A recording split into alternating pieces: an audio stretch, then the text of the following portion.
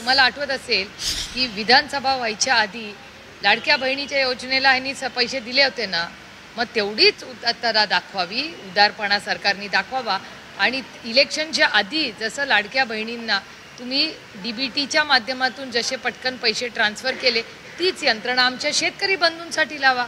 पटकन पैसे 1 मिनिटाचं एक बटन दाबलं की निधी पोचेल सगळीकडे. काय प्रॉब्लेम काय?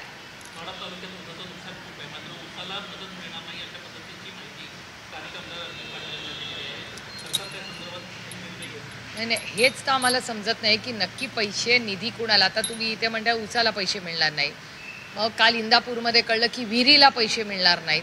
मग अशा जर रोज किंतु परंतु येत राहिल्या तर नक्की आमच्या शेतकरी भावांना, जो तुमचा आणि माझा अन्नदाता आहे, तो काळ्या मातीशी इमान राखतो, तुमच्या आणि माझ्या आपल्या अन्नाचा प्रश्न सोडवतो कष्टाने, त्याच्यासाठी एवढे किंतु परंतु निर्णय कशासाठी? एवढा डिले का होतोय?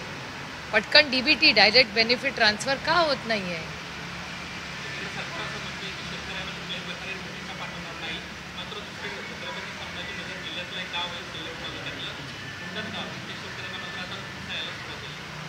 एकीकडे सरकार म्हणते, मी रोज हे बोलतेय की आवरा या सगळ्यांना, कारण नोटीस पाठवणार नाही असं माननीय मुख्यमंत्री रोज म्हणतायत. मग या गावामध्ये कोण नोटीस पाठवत आहे? त्यांच्यावर खटले करा. जर माननीय मुख्यमंत्री म्हणतायत तरी कोणीतरी नोटीस पाठवत असेल तर त्यांच्यावर केस केली जाते, कोर्टात खेचा त्या अशा लोकांना जे माननीय मुख्यमंत्र्यांचं ऐकत नाही आहेत ह्याच राज्यात.